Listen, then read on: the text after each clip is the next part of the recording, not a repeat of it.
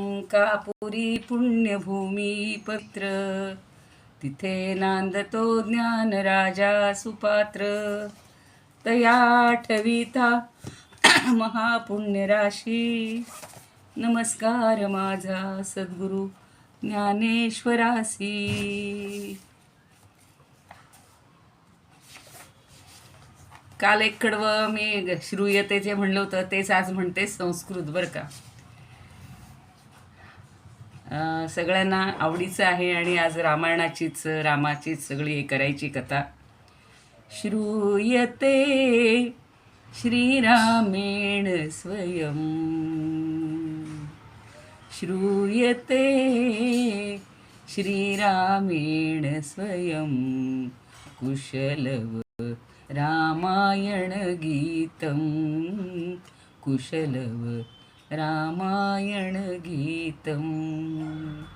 श्रीराम श्रीराम श्रीराम श्रीराम श्रीराम श्रीराम. श्रूयते श्रीरामेण स्वयं, श्रूयते श्रीरामेण स्वयं, कुशलव रामायण गीतं, कुशलव रामायण गीतं. उभौ कुमारा वेकवयस्कौ, सजीव प्रतिमे रामस्यैतौ. उभौ कुमारा वेकवयस्कौ, सजीव प्रतिमे रामस्यैतौ.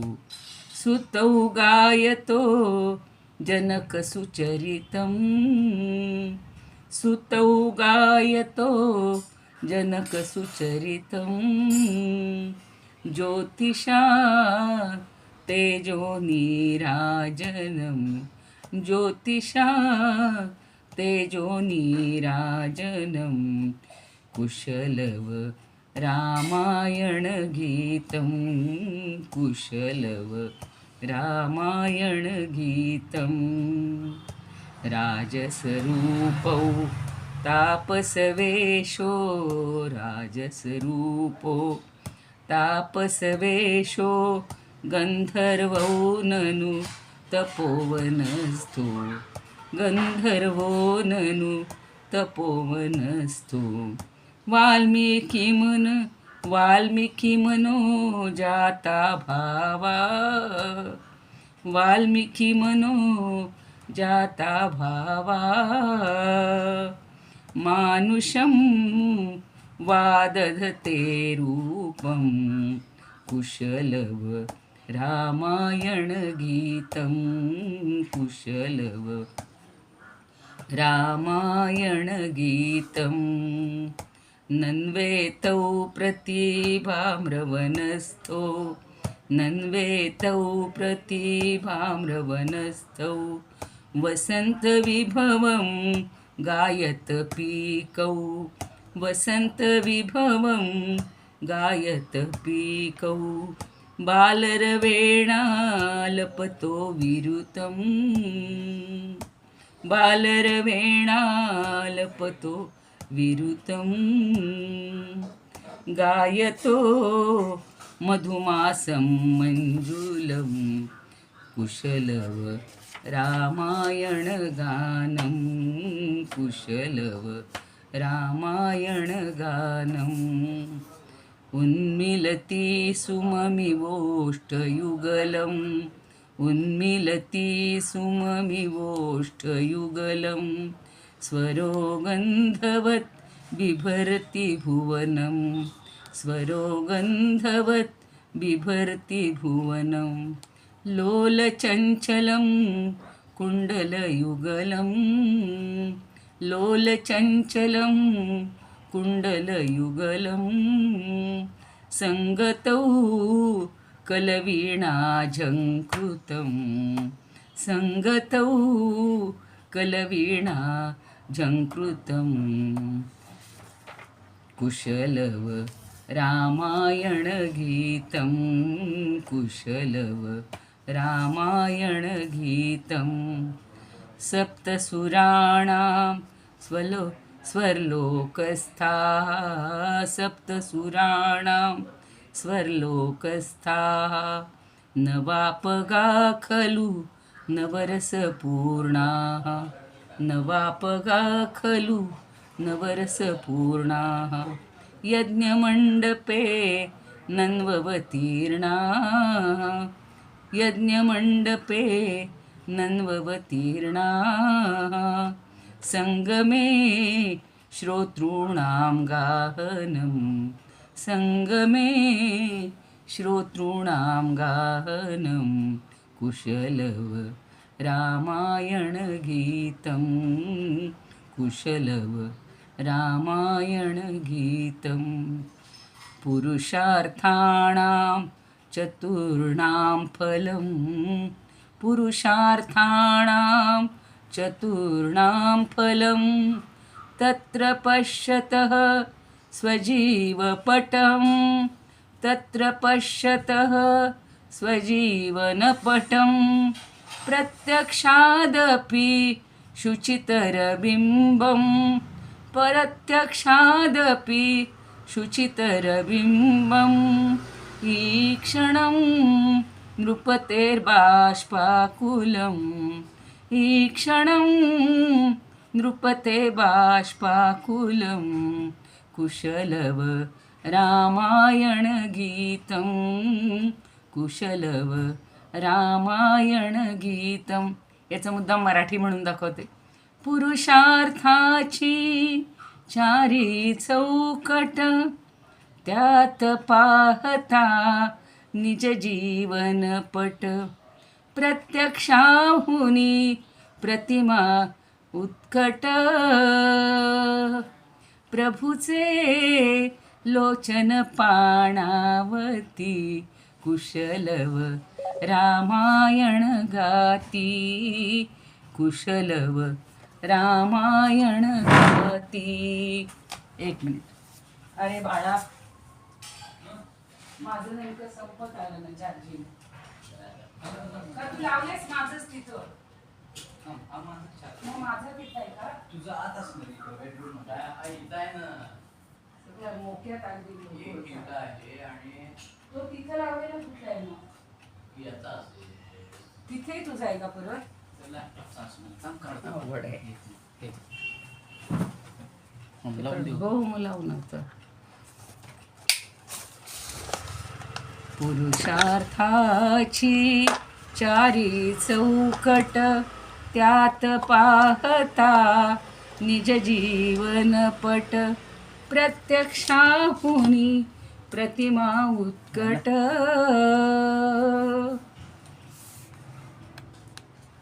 प्रभूचे लोचन पाणावती कुशलव रामायण गाती कुशलव रामायण गाती.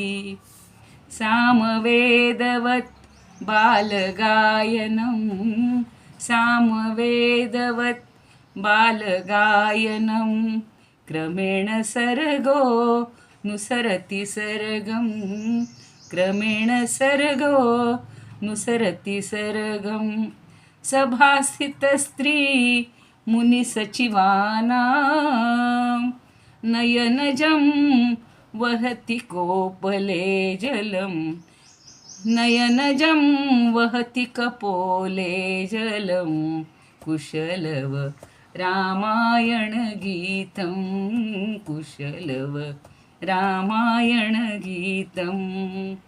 तदा गा राघवो विहायासनं तदा राघवो विहायासनं दृढमुपजुगुहे निजं शैशवं दृढमुपजुगुहे निजं शैशवं संयोगोऽयं जनकसुतानां संयोगोऽयं जनकसुतानां कोपितं जानीतेन परं कोपितं जानीतेन परं कुशलव रामायणगीतं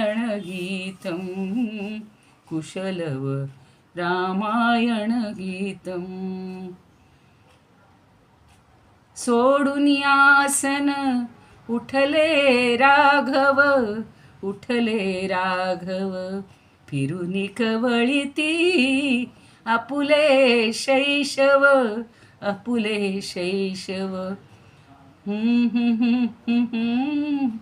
घडे मनोरथ पुत्र भेटीचा घडे महोत्सव परिते उभयानच माहिती कुशलव रामायण गाती कुशलव रामायण गाती कुशलव रामायण गाती. पूर्ण दोन्ही म्हणलं असतं तर वेळ गेला असता, म्हणून 2 कडवी फक्त तुम्हाला मराठीतली म्हणून दाखवली. काल आपण रामरक्षेतले फलश्रुतीचे श्लोक पाहिलेले होते आणि आता 15वा श्लोक तसा पहिल्यांदाच झालेला होता की पार्श्वभूमी आपण त्यातनं पाहिलेली होती. आपल्या लक्षात असेल, आदिष्टवान यथा स्वप्ने राम रक्षामि मां हरहा तथा लिखितवान प्रात प्रबुद्धो बुधकौशिकः. दोन्ही ठिकाणी या व्याख्यानामध्ये हे सांगितलेलं होतं की रामरक्षा कशी जन्माला आली. तर सगळ्यांना माहिती आहे, शंकरांनी पार्वतीला सांगितलंय की कार्तिकेयाच्या संरक्षणासाठी पार्वतीनं विचारलं होतं की काय करता येईल. तेव्हा ते म्हणतात की अगं ही रामरक्षा लवांकुशांच्या संरक्षणासाठी, त्यांच्या काय म्हणू उत्कर्षासाठी ही सांगितलेली होती आणि तीच मी तुला आता पुन्हा सांगतो. म्हणून आनंद रामायणामध्ये 51 श्लोकाची ती रामरक्षा सांगितली गेली. पण इथे बुधकौशिक ऋषींना जेव्हा शिवांनी सांगितली, रात्रीच्या वेळी सांगितली, कारण दोघंही उत्कट त्याच्याबद्दल उत्सुक होते. शिवाला ते राम या शब्दाचं रहस्य मिळाल्यानंतर असं वाटत होतं की हे मी माझ्या कंठात किती काळ धरून ठेवू, हे आता मी कुणाला तरी सांगितलं पाहिजे, त्याच्यासाठी योग्य व्यक्ती पाहिजे. खरं म्हणजे सगळे ऋषीमुनी त्यांच्या समोर येऊन बसलेले होते, पण हे ब्रह्मानंदामध्ये जे ते हे झाले होते की शिवाला कशाचं भानच नव्हतं. ते राम हे 2 अक्षरी पद किंवा ते नाम मिळाल्यानंतर पूर्ण परब्रह्मरूप ते होऊन गेले होते आणि त्यांची समाधी म्हणा किंवा ते उतरतच नव्हती. सगळे ऋषी निघून गेले, पण बुधकौशिक मात्र त्याच ठिकाणी थांबलेले होते. आणि ते पाहिल्यानंतर रात्रीच्या वेळी शंकरांनी त्यांच्या अगदी काय म्हणू आपल्या म्हणजे मनामध्ये किंवा त्यांच्या अंतःकरणामध्ये प्रवेश करून ही रामरक्षा सांगितलेली आहे. जसा आदेश केला किंवा जशी सांगितली, जसा उपदेश केला. आता आदिष्टवान म्हणजे अगदी सांगितली असा अर्थ न घेता तिथे उपदेश केला असा घ्यायचा आहे. आणि उपदेश किंवा संथा दिलेली आहे, त्याच्याबद्दलचे सगळे नियम सांगितलेले आहेत, ती कशी म्हणायची तेही सांगितलेले आहे, सप्रयोग सांगितलेली आहे. म्हणजे शंकरांनी ती त्याला म्हणून दाखवलेली आहे बरं का.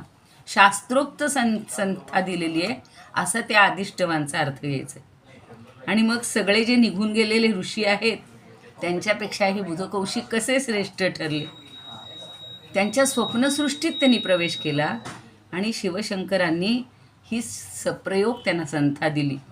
ती तंतोतंत ध्यानात ठेवली. बघा रात्रीच्या वेळी की आपण जे म्हणतो ना, असा पहाटे पडलेली स्वप्न ही खरी ठरतात किंवा ती अत्यंत प्रभावी असतात.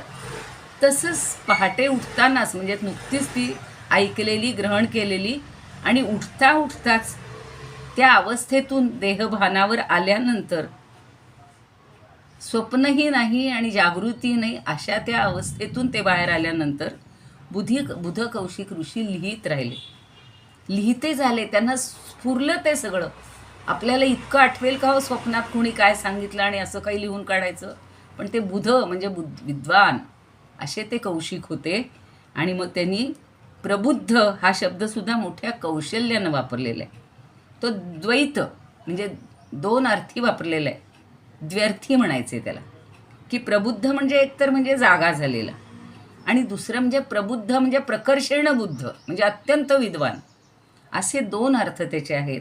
आणि या मंत्राचा 15,000 जप, शास्त्रोक्त संथा आणि दीक्षा घेऊन आचार विचार आणि सद्वर्तन हे सगळे नियम जर पाळून आपणही बघा, पुन्हा लक्षात घ्या की 15,000 वेळा हा जप जर आपण केला, शास्त्रोक्त संथा जर घेतली, कोणाकडून गुरूंकडून दीक्षा घेतली आणि आचार विचार यांचं सगळ्यांचे नियम पाळले, तर आपल्याला सुद्धा स्वप्न साक्षात्कार आणि आत्मसाक्षात्कार होतो. मला फार आवडलेलं आहे हे.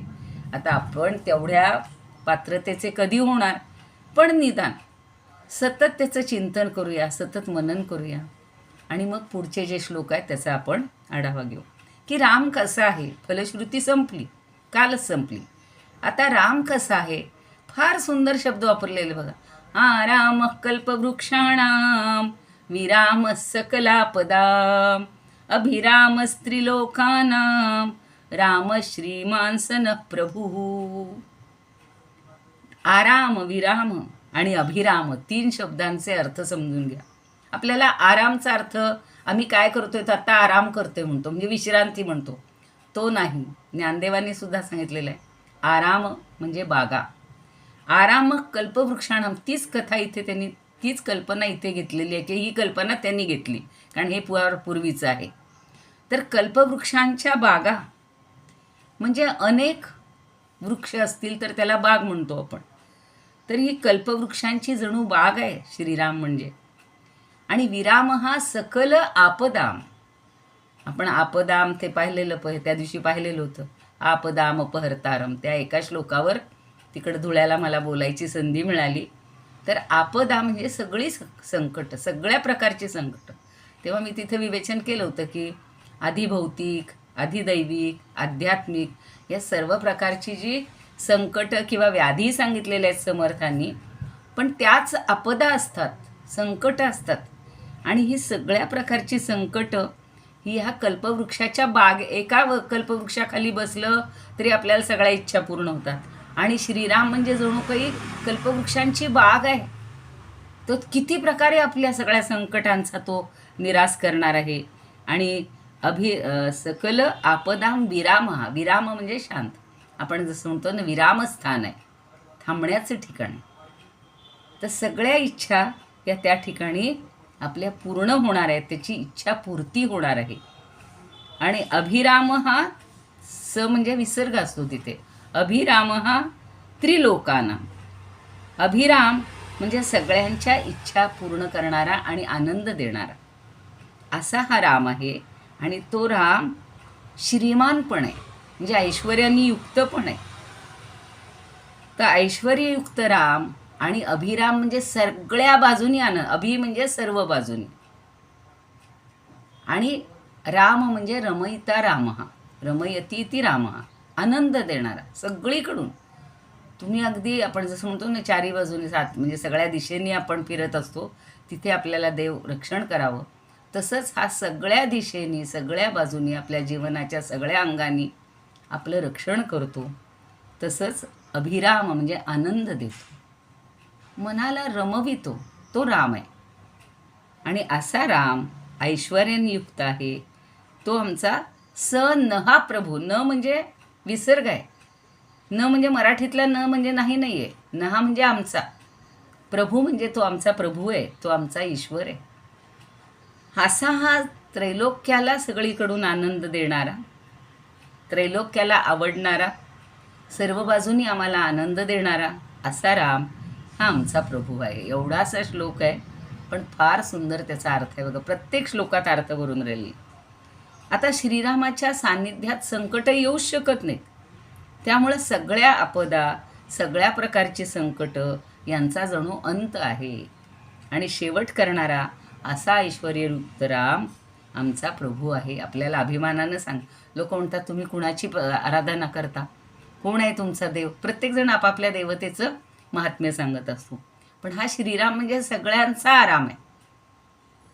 आणि बघा, स्वर्ग, मृत्यू, पाताळ या त्रैलोक्यामध्ये ज्याच्यासारखा सुंदर कोणी नाही, किंवा तिन्ही लोकातील तिन्ही ठिकाणच्या लोकांना आनंद देणारा अभिराम, असा हा ऐश्वर्य संपन्न राम आमचा प्रभू आहे, आमचा स्वामी आहे. आपण अगदी अभिमानानं सांगायला पाहिजे. म्हणजे राम हा आमचा स्वामी आहे याचा आम्हाला अभिमान आहे, कारण तो आमचं रक्षण करत आहे. आपण खात्रीनं सांगतो की डोळे मिटून सुद्धा आम्ही सांगू शकतो की राम आमचं रक्षण करणार आहे, आणि त्यामुळं आम्ही निर्भर आहोत. एकदा रामाचं चिंतन असेल, रामाबद्दल विश्वास, दृढ श्रद्धा आपल्या मनामध्ये असेल, तर आपल्याला कळी काळाचं सुद्धा भय नाही. सकाळीच महाराज सांगत होते ना की या जन्ममृत्यूच्या भयाच्या पलीकडं आपण जाणार आहे. फक्त एकावर विश्वास ठेवा, आणि तो म्हणजे राम. आणि मगाशी सांगितलं तसं म्हणजे सकलापदाम. हा सांगते ना, सांगितलं ना, विराम म्हणजे थांबणं, म्हणजे संपवणं. आणि सकल आपदाम, सकल म्हणजे सगळ्या, आपदाम म्हणजे संकट. त्याचा अर्थ मी सांगितलं ना, आपदाम अपहर्तारम, त्या श्लोकावरनं सगळ्या प्रकारची संकट, आधी दैविक, आधी भौतिक, आध्यात्मिक, त्याच्याबद्दलही सांगते मी थोडंसं अजून, की आपल्याला संकट काही एकच प्रकारचं येतं का? हो, नाही. काही आपली शारीरिक संकटं येतात, त्याला समर्थांनी आध्यात्मिक किंवा शंकराचार्यांनी सुद्धा आध्यात्मिक व्याधी म्हटलेलं आहे, किंवा जी संकट आहेत प्रत्येक देहाला. एकदम चालता चालता फक्त चुकून एखादा काटा रुततो, एखादा खडा रुततो, आणि तो सुद्धा आपल्याला सहन होत नाही. मग अशी प्रत्येक देहाच्या प्रत्येक अवयवाला येणारी जी संकट आहेत त्याला आध्यात्मिक म्हणलेलं आहे. आधी भौतिक म्हणजे काय? बघा, सगळेजण घोळक्यांनी जात असतात, पण एखादा प्राणी येतो, मग तो कुत्रा असेल, अजून कुठलाही असेल, आता सध्याच्या काळात बिबट्याची भीती आहे, तर तो कुणावर तरी आघात करतो. ते पूर्वजन्मीचं त्याचं काहीतरी दैव असतं. म्हणजे प्राणीमात्रांमुळं येणाऱ्या जी संकट आहे त्याला आधी भौतिक म्हणतात. तर आपदा म्हणजे संकट. आता हे संकटच ना, अचानक येतं ना. एखादं कुत्रा, आता मागे माझ्या शेजारच्या आहेत, चालल्या होत्या रस्त्याने, रस्त्यावर भरपूर गाढवं होती, पण बरोबर एक गाढव आलं आणि त्यांना बरोबर त्यांनी अशी दिली, धडक दिली की त्या पडल्या. मग 2-3 महिने आजारी पडले. म्हणजे आधी भौतिक आणि पुन्हा आधी दैविक. दैविक म्हणजे आत्ता बघा 4-5 वर्षापूर्वी आपण कोरोनाचं जर संकट विश्वावर आलेलं होतं, म्हणजे दैवी काही काय म्हणू आपण, अवकृपा किंवा आपल्या चुकांमुळे मिळालेलं काही हे आहे, त्याला आधी दैविक असं म्हणतात. इतकं त्या आपदाबद्दल बोलायला बरं का 1 तासभर बोलता येईल. मग ही जी संकटं येतात ही दूर करणारा हा एकटा राम आहे. तुम्ही आम्ही आज इथे आहोत म्हणजेच तो राम आपल्या पाठीशी आहे. त्यांनी आधी दैविक संकटांवर सुद्धा, आणि आत्ता बघा, आता हे 3रं युद्ध सुरू झालेलं आहे. आता ते आधी भौतिक म्हणा की आधी दैविक म्हणा, पण हे आहेच सतत आपल्या पाठीशी. कुठली तरी संकटाची काय म्हणू आपण, अशी थाप असते, आणि तो आपण रामाचेवर जर आपली श्रद्धा असेल तर ते संकट आपल्या पाठीवरनं थोडंसं काही काळ, काही अंतरावर दूर राहते. पण आपण जर त्याच्यावर विश्वास नाही ठेवला तर ते आपल्यावर बरोबर थाप देऊन आपल्याला येतच. म्हणून सकल आपदाम विरामहा. विरामहा म्हणजे थांबणं, संपणं. सगळ्या आपदा, सगळी संकटं आपली संपली जातात. आता कळलं? मगाशी मी सांगितलं पण थोडक्यात सांगितलं होतं. हो, कळलं. हां, तर आपल्या सौंदर्यानं ते अभिराम श्री लोकानाम ते जे आहे ना, त्याच्यावरही पुन्हा अजून खूप सांगण्यासारखं आहे की आपल्या सौंदर्यानं तिन्ही लोकांना, अखिल विश्वाला आकर्षित करणारा. काही असे कॅची असतात बघा व्यक्तिमत्व, की त्या व्यक्तीकडं पाहत राहावं वाटतं. आत्ता मी तुम्हाला त्या दिवशी म्हणलं आणि मी फोटो काढून आणून विसरले बघा, त्या गोविंदनगरमधल्या श्रीकृष्ण आणि राधाचं इतकं मोहक आहे. तो श्रीकृष्ण काय पुढच्या अवतारात आलेला आहे, पण श्रीराम त्याच्या आधीच आहे. आणि बघा ना तुम्ही, रामाच्या मूर्ती मोहकच असतात, लोभस असतात, इतक्या सुंदर असतात की त्याच्याकडं पाहतच राहावं. आणि त्याच्याकडं पाहत राहिलो, सगळ्या सौंदर्यानं अखिल विश्वातलं प्रत्येक आधी चर आणि अचर व्यक्ती ह्या त्याच्याकडे मोहून जातात. इतका तो सुंदर आहे. आणि राम शब्दापासून अभिराम पुन्हा उत्पन्न झालेला आहे. अभि म्हणजे सर्व बाजूने. तर ते कालपासून जे मी सांगते आहे की रामपूर्व तापनीय उपनिषद आहे, त्याच्यामध्ये अशी व्युत्पत्ती दिलेली आहे, आणि या व्युत्पत्तीप्रमाणे सगळा हा अर्थ आता तुम्हाला सांगितला. आता हे झालं रामाचं सगळं वर्णन झालं. म्हणजे राम कसा सुंदर आहे, राम कसा कल्पवृक्षासारखा आहे, आपल्याला आराम देणार आहे. आराम म्हणजे दोन्ही अर्थानं आराम. कल्पवृक्षांच्या बागेत बसल्यानंतर आपल्याला काहीच काळजी नाही. एका वृक्षाखाली बसलं तरी आपली सगळी समर्थ मात्र म्हणतात गुरूंना त्या कल्पवृक्षाची सुद्धा उपमा देत नाही, कारण गुरु हा त्याच्यापेक्षा श्रेष्ठ आहे. काही काही सुंदर आहेत बघा. प्रत्येक कवी आणि हे संत यांच्या कल्पना आपण जर समजून घेतल्या तर आपल्याला त्याची संगती लावता येते. आता हे झालं रामापर्यंतचं. आता पुढचे जे 3 श्लोक आहेत ते राम आणि लक्ष्मण, मला ते पण फार आवडलेले आहेत. इतकी ही भावंड, आपल्या घरातही अशी मुलं असतात, पण हे प्रेम आणि इतकं सौंदर्य सगळ्याच प्रकारचं हे त्या बुधकौशिकांना हरांनी सांगितलं आणि हरांनी सांगितल्याप्रमाणे बुधकौशिकांनी लिहून काढलं. कारण ते प्रबुद्ध झाले होते, अत्यंत त्याच्यामध्ये जाणकार झालेले होते, त्यांचा बुद्धीचा विकास झालेला होता आणि त्यामुळे त्यांना हे रामकृष्ण कसे दिसले ते आज पाहूया. मला वाटतं तेवढंच आज आपलं होईल. तरुणौ रूपसंपन्नौ सुकुमारौ महाबलौ पुंडरीक विशालाक्षौ चीरकृष्णाजिनांबरौ. इतके समास आहेत, संधियुक्त समास, की एकेका शब्दामध्ये किती शब्द भरलेले आहेत आणि किती अर्थ भरलेले आहेत. पहिले सोपे आहेत. तरुणौ, दोघं तरुण आहेत. रूप संपन्न, आता राम सुंदर आहे तर लक्ष्मण का नाही? लक्ष्मण याच्यामध्ये अर्थच आहे सुंदर, सौंदर्याने युक्त.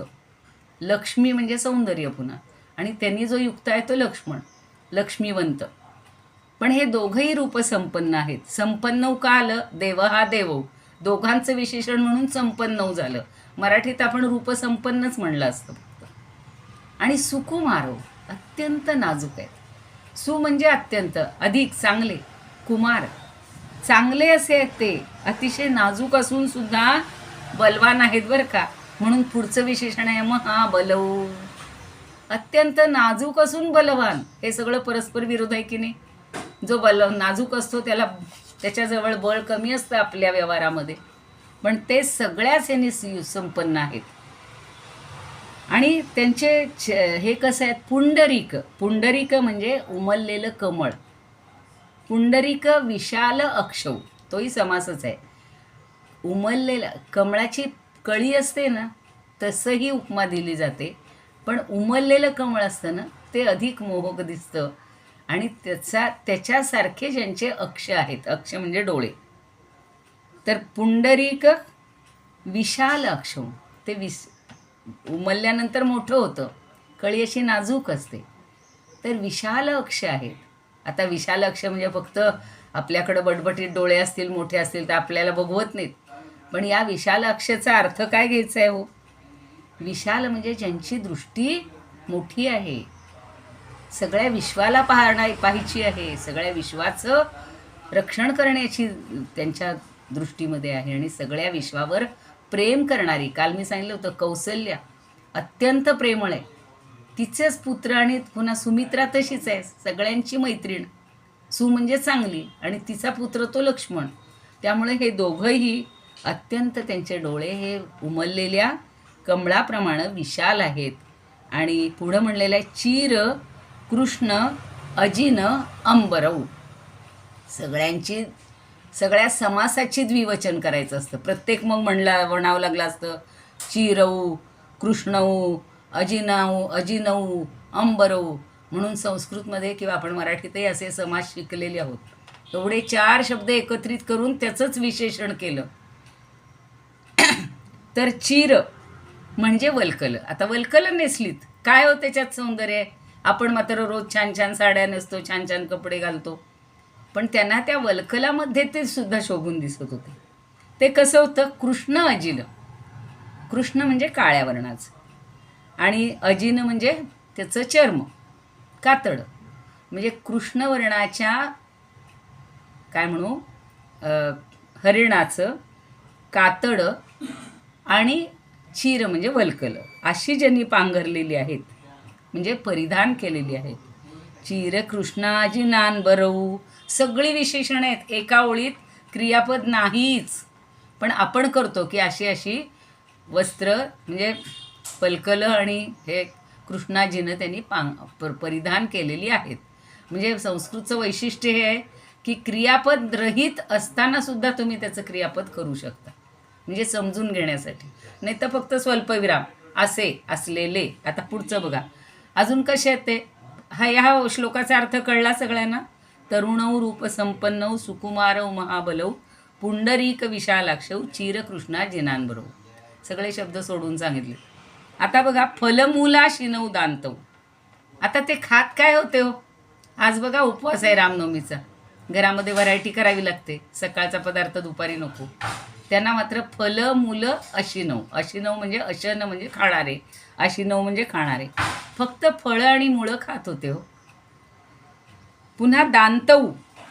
दांतऊचा अर्थ आहे दमन केलेले, इंद्रियांवर नियंत्रण ठेवलेलं. केवढा निग्रह हो. तरुणांचं आत्ता बघा बरं, हल्ली आपल्या घरातले तरुण. कालच आमच्या एका सरांनी लेख लिहिलेला होता की पूर्वीच्या भाज्याच माहिती नाहीत हल्लीच्या मुलांना, नावंसुद्धा माहिती नाहीत, केल्या तरी खाणार नाही. रोज ते पिझ्झा रे, मग काय म्हणतात काय असतं हल्ली, पनीरचे तर किती प्रकार. फक्त एवढंच या मुलांना माहिती. पण हे दांतऊ आहेत. केवढं दमन केलेलं इंद्रिय दमन, म्हणजे जितेंद्रिय. तापसौ आणि तपस्वी आहेत.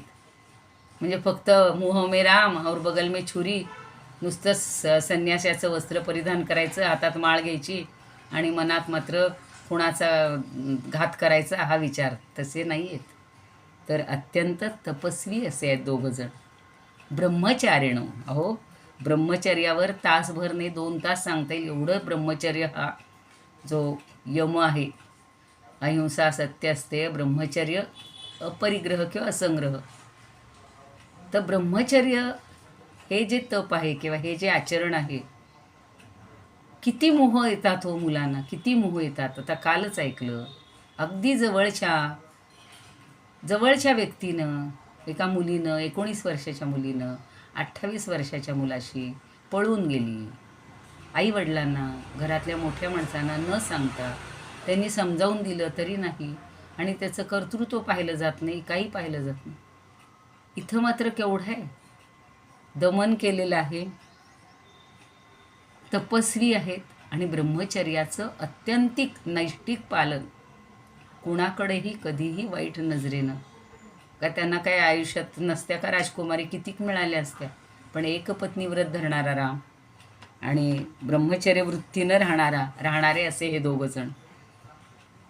ब्रह्मचारिण पुत्रौ दशरथस्य ऐतौ. इथं सुद्धा संधी केलेलं आहे. दशरथस्य ऐतौ. ऐतौ म्हणजे हे दोघं.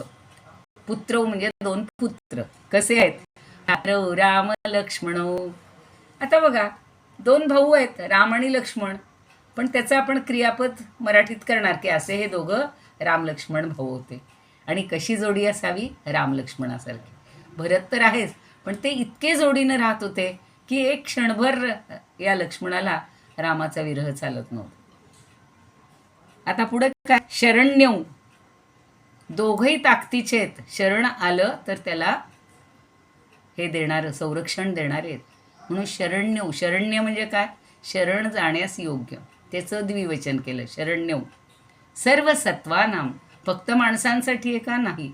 सत्व म्हणजे प्राणी, कुठलाही प्राणी असो, सूक्ष्म जीव असो, किडा असो, मुंगी असो, अगदी छोटंसं असो, प्रत्येकाला अभयदान देणारं, शरण आल्यावर रक्षण करणारे असे शरण्यौ. सर्व सत्वानाम, सगळ्या प्राणीमात्रांना. आणि श्रेष्ठौ सर्व धनुष्मता.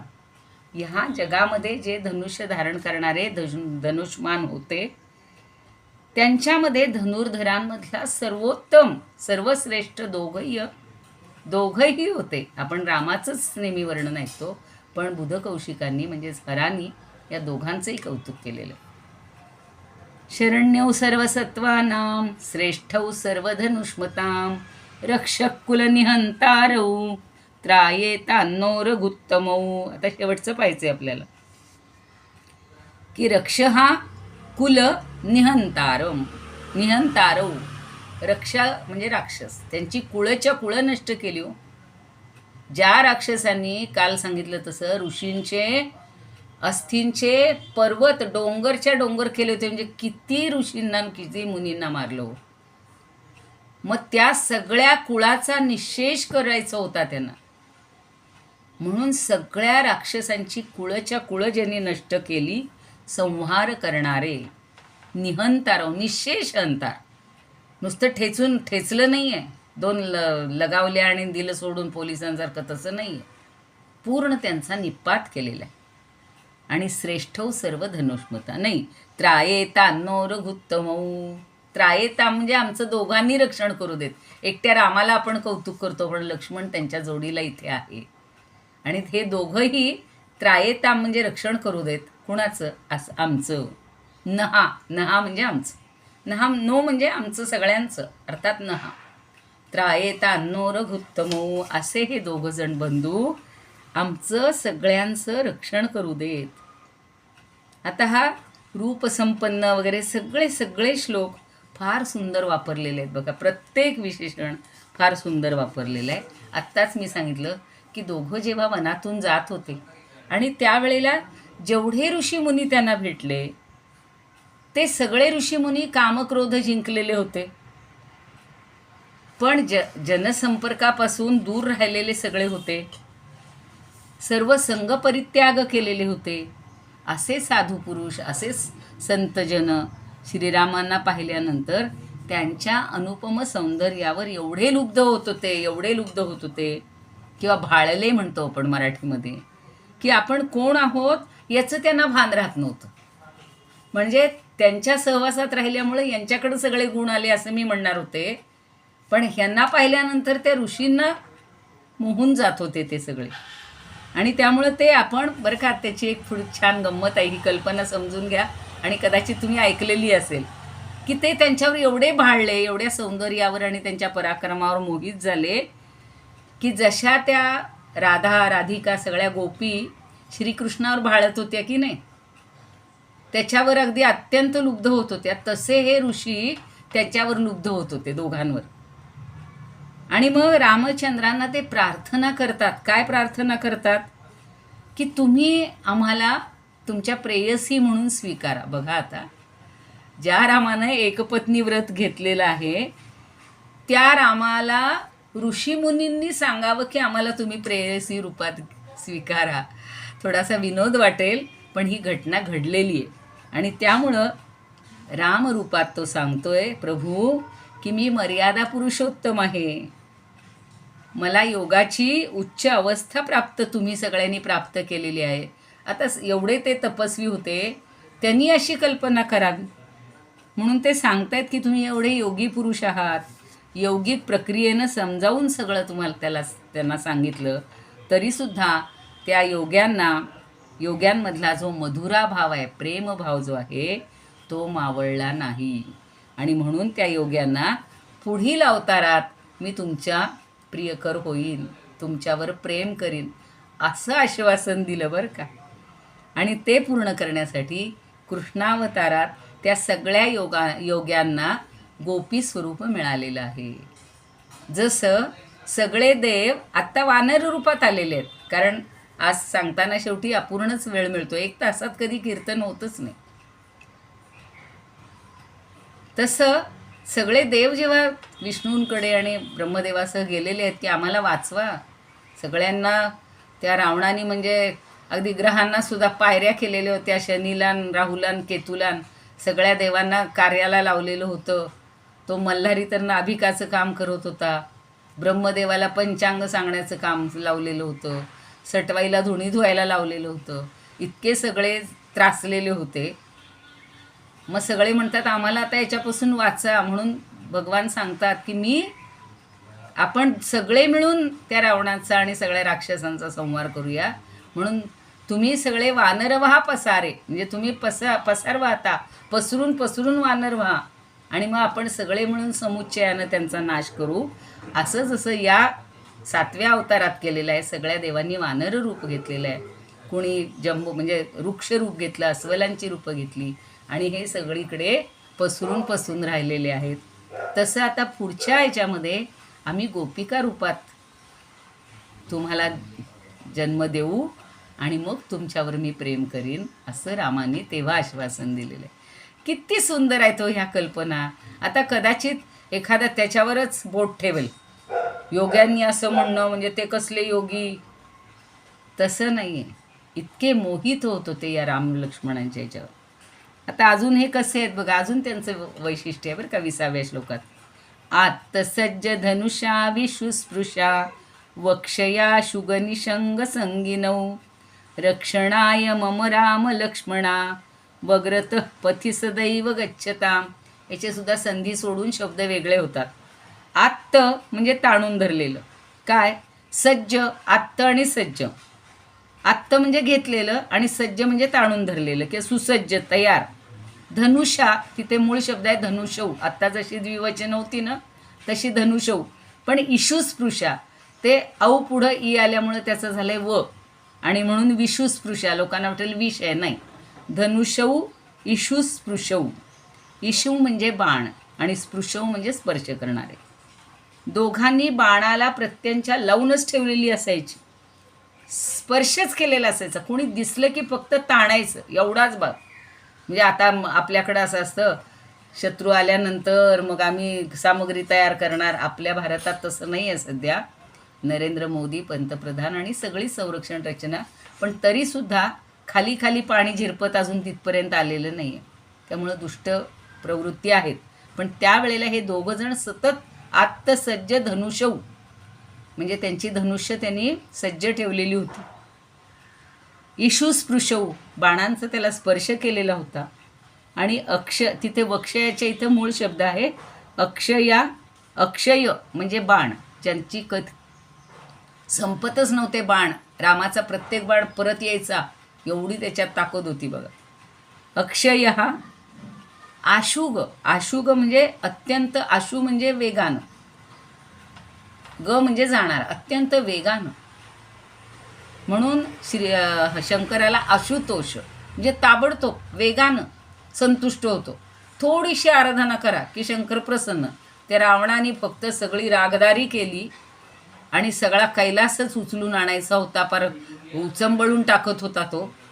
म्हणून तेव्हा प्रसन्न झाला त्याच्या रागदारीवर. आणि तुला काय पाहिजे तर माझ्या आईला ते कैलास पाहिजे म्हणून त्यांनी मागितला. म्हणे कैलास कशाला नेतो म्हणे, त्याला आईला माझ्या लिंगाची हे करायची असते, पूजा करायची असती. त्या पिंड म्हणजे महादेवाच्या पिंडी, आणि ती मृत्तिकेची पिंड करते म्हणून मी तुमचं हे न्यायला आलो आहे आता. तर तो म्हणतो मी तुला लिंगच देतो. ते गोकर्ण महाबळेश्वराची कथा फार छान आहे. तर म्हणून त्या शंकरांनी स्वतःचं लिंगच त्याला देऊन टाकलं. आणि मग सगळ्या देवांनी गणपतीतर्फे त्याचा निराश केला आणि ते पिंड खाली ठेवली, म्हणजे ते लिंग खाली ठेवलं. आणि आता ते पुन्हा रावण काही नेऊ शकला नाही. पण सांगायचा हा उद्देश आहे की आशुग म्हणजे वेगानं गमन करणारे, तसा आशुतोष म्हणजे लगेच संतुष्ट होतो शिवशंकर. म्हणून जास्ती लोक त्या शंकराचीच प्रार्थना करतात. थोडीशी केली की लगेच आपल्यावर प्रसन्न होणार, आपल्याला भौतिक गोष्टी ज्या ज्या काय पाहिजे तो देणार आहे. पण तसं नाही आहे. रामाची ही धनुष्य अशुग होय. आणि अशुग निशंग संगिनव. निशंग म्हणजे भाते, ते ठेवायला, बाण ठेवायला भाता लागतो ना. तर निशंग संगिनव. संगिनव म्हणजे सतत बाळगून आहेत आपल्याजवळ. मला आता तो मोबाईलचा पाऊचसुद्धा नको वाटतं, असं वाटतं घरी आल्या आल्या कधी टाकून देऊ. पण त्यांनी तो सतत बाळगलेला आहे, संघात ठेवलेला आहे, सहवासात ठेवलेला आहे, बाळगणारे. आणि पुढं म्हणलेलं आहे रक्षणाय मम राम लक्ष्मणौ. तिथं वग्रत म्हणजे लक्ष्मणौ, अग्रत हा अचा तिथं व झालेलं आहे. तर रक्षणाय म्हणजे रक्षण करण्यासाठी. कोण? मम, माझे. प्रत्येकाने म्हणायचे मम राम लक्ष्मणौ, माझे रक्षण करण्यासाठी हे राम लक्ष्मणौ, म्हणजे हे दोघंही राम आणि लक्ष्मण. ते कसे असू द्यात. अग्रतः पथी सदैव गच्छता. अग्रता म्हणजे माझ्या पुढे, पथी म्हणजे मार्गावर, सदैव गच्छता हे आमच्या रक्षणासाठी माझ्या पुढे चालू देत, मागं नको. म्हणजे आम्हाला त्यांची हे आहे म्हणल्यानंतर, खात्री आहे म्हणल्यानंतर आमच्यावर कोणी आघात करणार नाही आणि आम्हाला विश्वास वाटेल. तर असं हे रामरक्षा कवच आहे की चालवत ते आमच्या समोर समोर चालत राहू देत. आणि खरा हा परब्रह्म आहे, विष्णूचा अवतार आहे. आणि श्रीरामप्रभूंच्या चरणाची सेवा करायची असतं. प्रभू रामचंद्र आणि लक्ष्मण यांनीच आमची सेवा करावी, यांनीच आमचं रक्षण करावं आणि आपल्या मार्गामध्ये सुसज्ज अशी धनुष्यबाण घेऊन आपल्या पुढं चालत राहावं अशी प्रार्थना केलेली आहे. गच्छताम, जावं, आज्ञा नाही केली, विधेय करावं, जावं, म्हणजे जरा त्यातले त्यात थोडं सौम्य भाषा आहे. नाही तर आपण म्हणतो रामा तू माझं रक्षण कर, असं नाही. रामा तू माझं रक्षण करावंस म्हणलं की थोडीशी विनता, थोडीशी लीनता. आणि या भक्तीमध्ये नवविधा भक्तीतली जी सख्यत्व भक्ती आहे ती इथं आपल्याला प्रगट होते.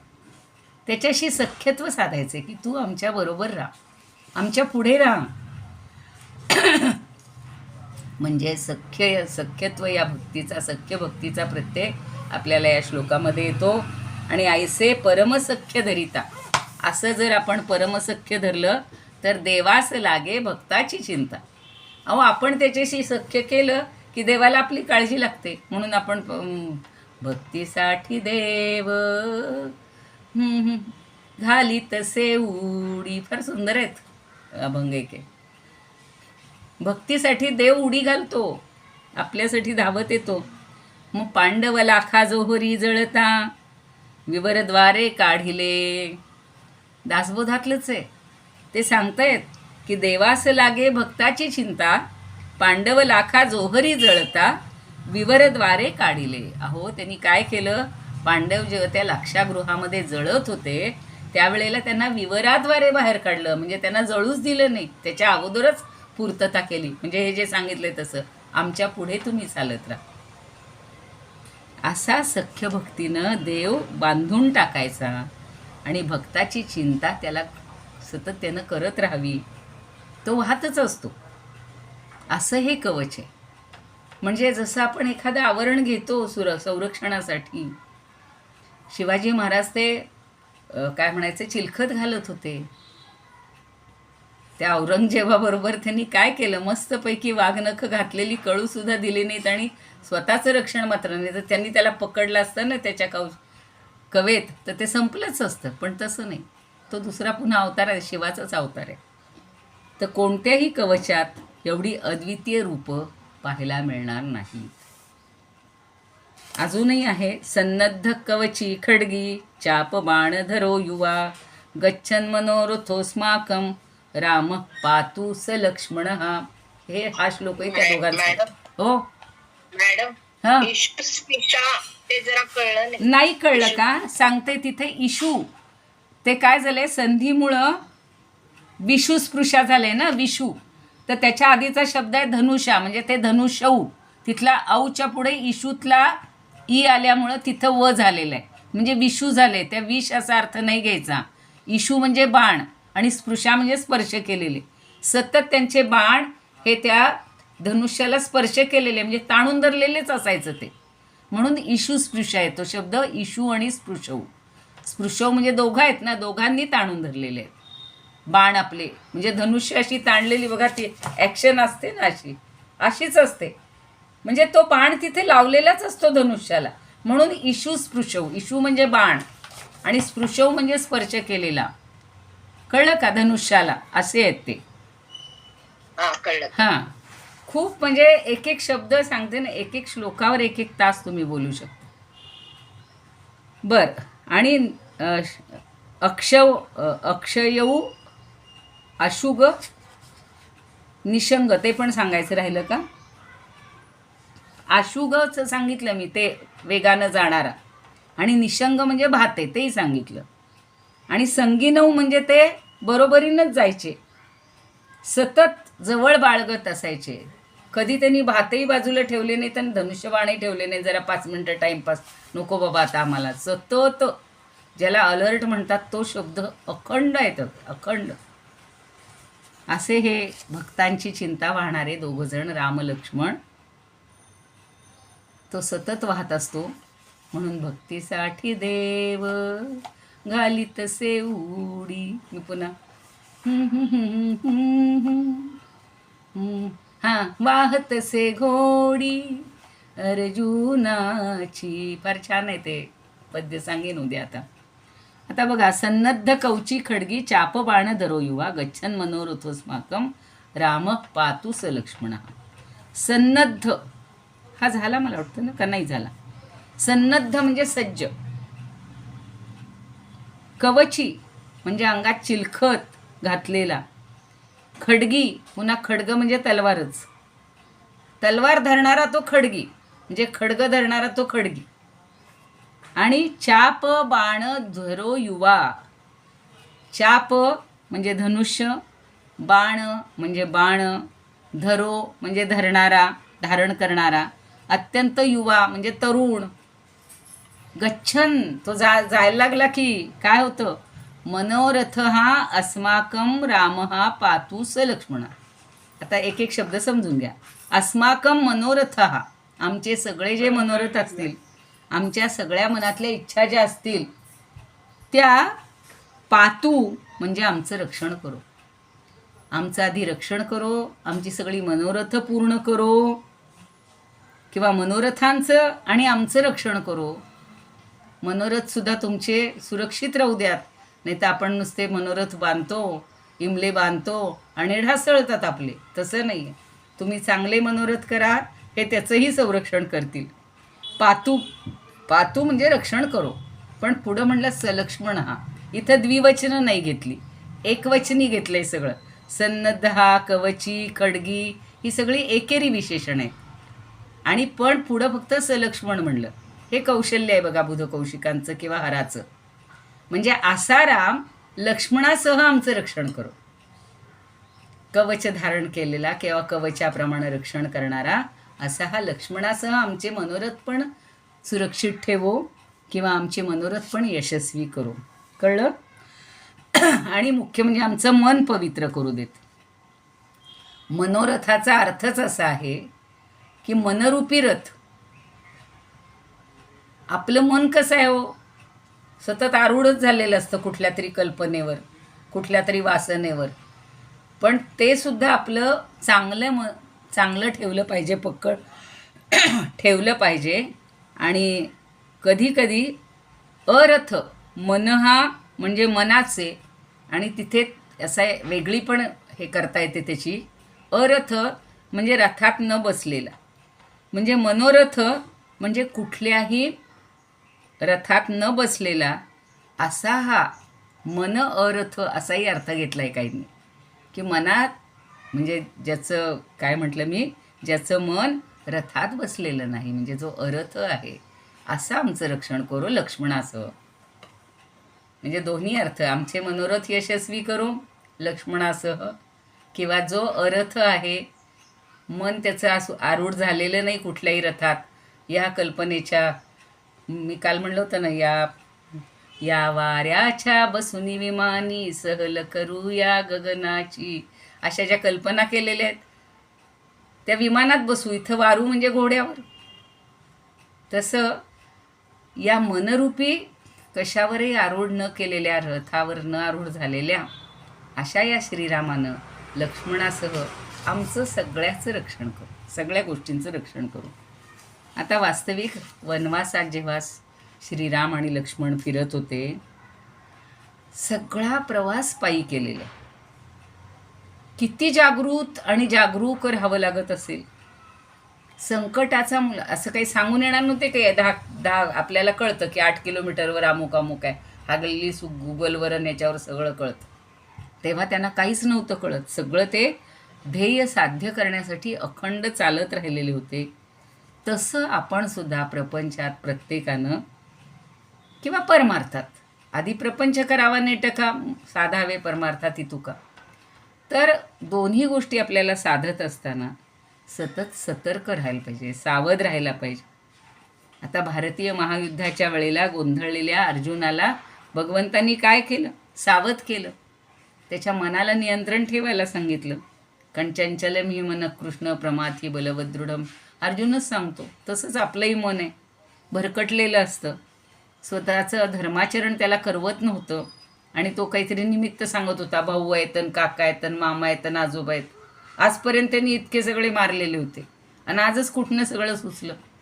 तसं आता आपल्याला सुद्धा कर्तव्य कठोर राहावं लागतं. माझे वडील मला नेहमी म्हणायचे, तुम्हाला सांगते, उद्या गेले दुसरे दिवशी गेले, रात्री 9 वाजता मी कैवल्यधामहून आलेली होते, लोणावळ्याहून एका मोठ्या जागतिक कॉन्फरन्स करून. आणि आल्यावर कळलं की वडील आजारी आहेत, हॉस्पिटलमध्ये ॲडमिट आहेत अहमदाबादला. तेव्हा फोन आपले ह्याचे होते साधे, STD म्हणजे घरातले जे साधे फोन, त्याच्यावरनं फोन लावला आणि म्हटलं, भाऊ मी तुम्हाला भेटायला येऊ का? नाही म्हणले. भावनेपेक्षा कर्तव्यच श्रेष्ठ आहे. ही रात्री 9 वाजता बोलले आणि सकाळी 9 वाजता आमचे वडील शांत झालेले. त्यांचंही नाव रामचंद्रच होतं. 14 वर्ष एका गावामध्ये त्यांनी नोकरी केली आणि बदली झाली.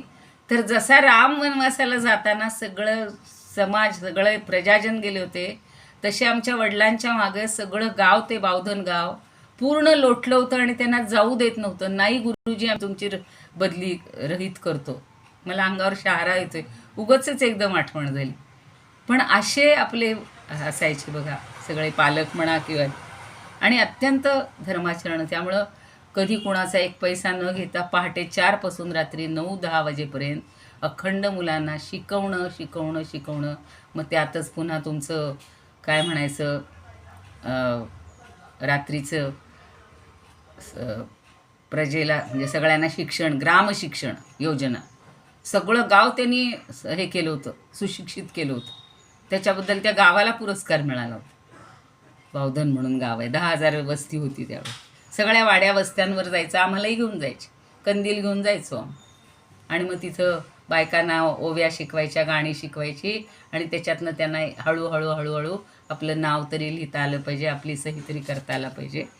तर सहज एकदम आठव झालं की असं आपण सतत सज्ज. त्यांनी मला सांगितलं, भावनेपेक्षा कर्तव्य श्रेष्ठ आहे. हा जो राम आहे ना, त्याच्या नावसुद्धा धारण करणाऱ्या लोकांनी असंच वागायला पाहिजे. एकदम वडिलांपर्यंत मी पोहोचले आज. पण आपल्याला असे काही आदर्श आपल्या डोळ्यासमोरच असतील, आणि योगायोग होता की त्यांचं नावही रामचंद्रच होतं. त्यामुळं अशा रामचंद्रांचं स्वधर्माचरण आणि सत्याचरण हे अवश्य आपणही पालन करायला पाहिजे. खडगी म्हणजे तलवार, तीक्ष्ण धार असलेलं हत्यार असे बाळगलेले, आणि असे षड्रिपू मारण्यासाठी सतत धारधार मनोनिग्रहाची तलवार जणू काही जे पाळत होते किंवा बाळगत होते. चाप बाण धनुष्यबाण, आता ते आपण उद्या थोडंसं पाहूया. तर अशा त्या श्रीरामांना आणि लक्ष्मणाला त्यांनी माझ्या सगळ्या अवयवांचं, देहाचं, मनाचं, माझ्या संसाराचं, माझ्या परमार्थाचं सगळ्याचं रक्षण करू देत, अशी आपण त्यांना वंदन करूया, प्रार्थना करूया. आणि शिरोमेपासून अखिल वपूपर्यंत जसं पाहिलं होतं 5.5 श्लोकामध्ये, तसे हे पुढचे ह्या दोघांचे आणि काल फलश्रुतीचे श्लोक पाहिले. एक एक श्लोक रामरक्षेतला आपलं रक्षण करणार आहे. त्यामुळे एक श्लोक जरी आपण पुन्हा पुन्हा आवर्तन केली, असं जरी ठरवलं की 38 श्लोक आहेत, मी 38 दिवस एकेका श्लोकाचं पारायण करीन म्हणजे मनामध्ये चिंतन करत करत त्यातलं मला काहीतरी आचरणात आणता येतं आहे का बघीन. आता पुढचेही अजून एक श्लोक त्यांचा आहेच तसा. तर 22वा श्लोक तो उद्या पाहूया. आणि पुन्हा जानकीचा उल्लेख असणारा, सीतेचा उल्लेख असणारे असे श्लोक आहेत. खरं म्हणजे आज रामनवमी संपलेली आहे, पण आपण हा आठवडा एवढं आता हे संपूयात, आणि मग ज्ञानदेवांचं तेच आहे सगळं सांगणं. पण रामालाही आपण वंदन करूया, प्रार्थना म्हणू, आरती करू आणि थांबूया. शेवटचं फक्त एकच श्लोक म्हणू. माता रामो मत्पिता रामचंद्र, स्वामी रामो मत्सखा रामचंद्र, सर्वस्वं मे रामचंद्रो दयालुर, नान्यं जाने नैव जाने न जाने. श्रीराम जय राम जय जय राम, श्रीराम जय राम जय जय राम. आरती ओवाळू पाहू सुंदर मेघश्याम, आरती ओवाळू पाहू सुंदर मेघश्याम. कनकाचे ठाण हाती धनुष्य बाण, हाती धनुष्य बाण. मारुती पुढे उभे हात जोडून. श्रीराम जय राम जय जय राम, श्रीराम जय राम जय जय राम.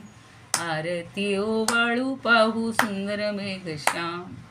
भरत शत्रुघ्न भाई चौऱ्या ढाळीती, भाई चौऱ्या ढाळीती सिंहासनी आरूढले जानकीपती श्रीराम जय राम जय जय राम आरती ओ माळू पाहू सुंदर मेघश्याम विष्णुदास नामा म्हणे मागणे हेची रामा मागणे हेची अखंडित सेवा घडो रामचरणाची श्रीराम जय जय राम आरती ओ वाळू पाहू सुंदर मेघश्याम आरती ओ वाळू पाहू सुंदर मेघश्याम राजाधिराज प्रभु रामचंद्र महाराज की जय ज्ञानेश्वर महाराज की जय पंढरीनाथ भगवान की जय सगळ्यांना वंदन आणि आपल्या सगळ्यांच्या हृदयस्थ आत्मारामाला वंदन करून आजच्या वाणीला विराम देते.